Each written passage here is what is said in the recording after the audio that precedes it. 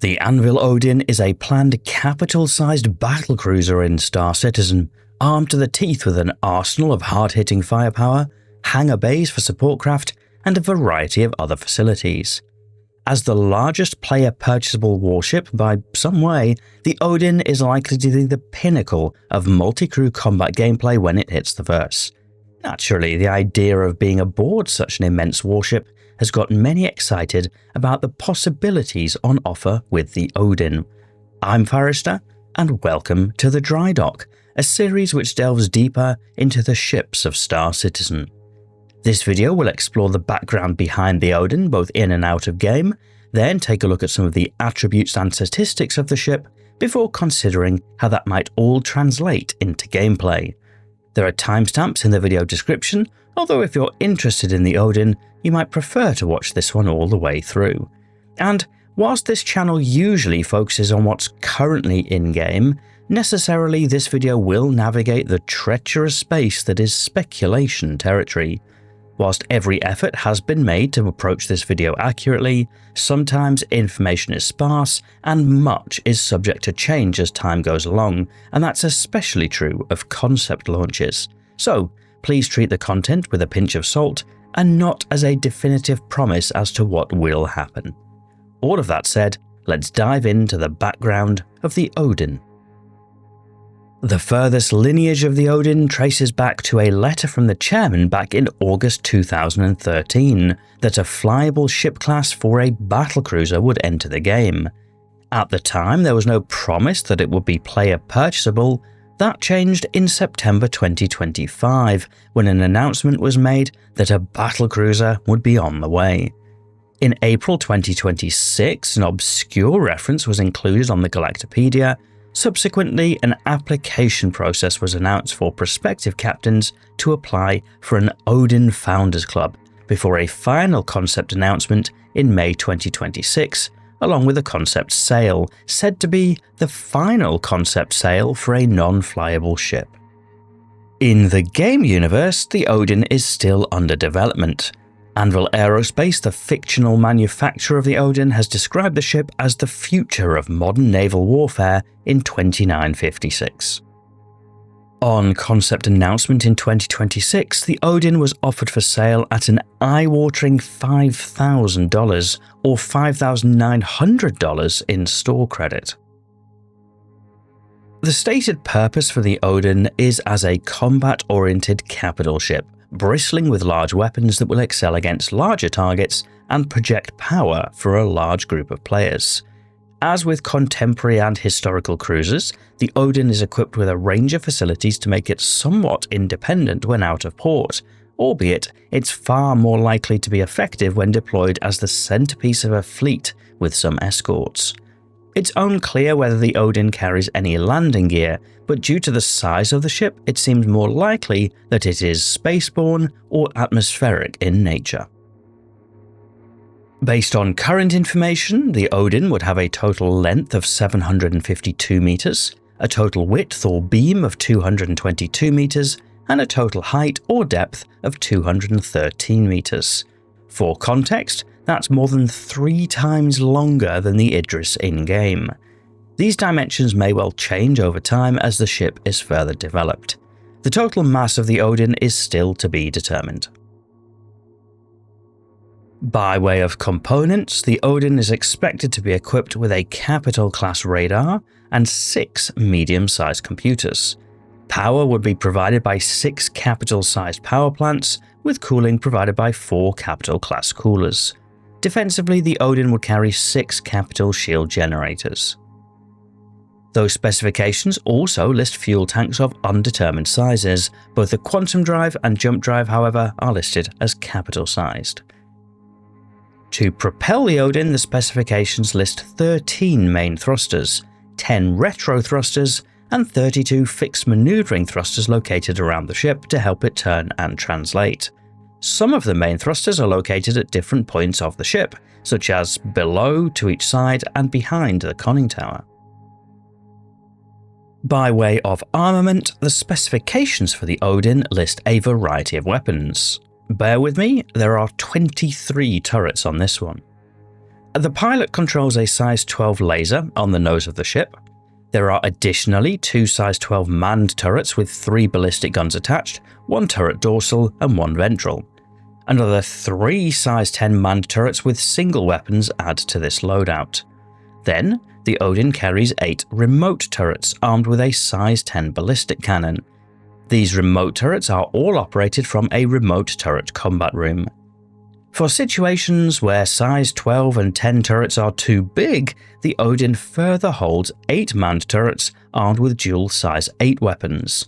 And on each side of the conning tower is a manned turret with quad size 8 lasers. All of these armaments are said to be bespoke and cannot be changed for alternative weapon sets, which will make the Odin much more reliant on ballistic weapons than many other capital ships. The Odin also carries 42-point defense turrets sited in grouped banks around the ship. Further, the Odin is armed with 20 VLS tubes, at time of recording armed with size 12 torpedoes. Those VLS tubes can hold 40 torpedoes in reserve, with a player loading mechanism to reload them from the cargo bay. The crew specifications for the Odin note a minimum crew of 33 to a maximum crew of over 65. This probably feels realistic. Purely with each turret operated and a pilot, the crew count is already at 24, and that's before likely roles for a gun director to assign target, any engineers or reloaders for the torpedoes or guns, pilots for ships in the hangar bay, and potentially somebody to run hangar operations. A skeleton crew focusing only on the main weapons could be much smaller, but would sacrifice a lot of the defensive capability of the Odin to do so. The development team talked about having a 40-person raid team in mind for this ship, so it's entirely conceivable that this will be a very demanding ship to crew.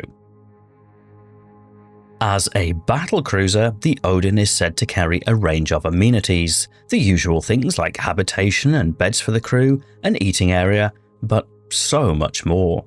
There are 7 landing spots, 1 medium and 6 small, with a main hangar entrance at the rear of the ship, and 3 small hangar launch points on each side of the Odin. There is a total of 8,000 SCU of grid storage available, a combination of 6,000 in a dedicated cargo bay, and 2,000 on a large cargo lift connecting the main hangar to the cargo bay. That connection could also be used to bring aboard goods from cargo ships entering the main hangar as a form of underway replenishment.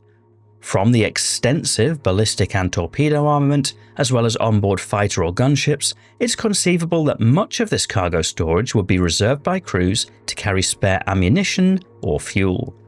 Additionally, the Odin is said to carry an armory, hospital, somewhat concerningly a morgue, a briefing room, and command and control room for fleet operations. The Odin also has a dedicated parliament room for org meetings or the like. And to help navigate the length of the Odin, it also carries an onboard tram. The obvious use case for the Odin is as a combat powerhouse, particularly against larger targets who may find it harder to evade the absolute flying fortress of large caliber weapons that this battlecruiser carries. Particularly for engagements of the type most recently seen with the tactical strike groups or future instant fleet battles, the Odin could make a great choice for a large crew. Given the well-defended nature of the ship, there could arguably be a use case for transporting very high-value goods in the cargo bay, like perfect quality crafting materials perhaps. It's also worth considering that given much of the armament is ballistic-based, the Odin could end up being a very expensive ship to operate, perhaps making deployment of it a strategic consideration. There could be people out there planning to use an Odin for more peaceful purposes, as a bit of a home away from home for mining or salvage operations. With 8,000 SCU of storage and facilities to maintain and unload a range of industrial ships, it could be a natural drop-off point for those industrial missions off the beaten track, with cargo ships coming to and fro to offload the spoils. The Odin is likely to be the main centerpiece of a top-tier combat fleet, at least until player-constructed Bengals eventually arrive. With heavy-hitting weapons and a range of fleet-tier command and control facilities, the Odin is likely to be the most feared warship for other capital-sized ships. That said, almost all of the armament aboard is large caliber. The smallest conventional weapon is size 8, and below that are only point defense turrets. Those large caliber weapons are likely to struggle against smaller, more nimble targets. Contrast that to the Javelin, which carries dual-purpose turrets that switch between size 7 and size 4 for duty against smaller ships. Accordingly, heavier fighters or gunships could potentially get in close to an unescorted Odin, making running escorts of vital importance. So naturally, this is a ship that would benefit from having some escorts around. That said, some of those escorts are likely to be carried within the ship hangar, with 6 or more fighters able to be launched and serviced from the Odin.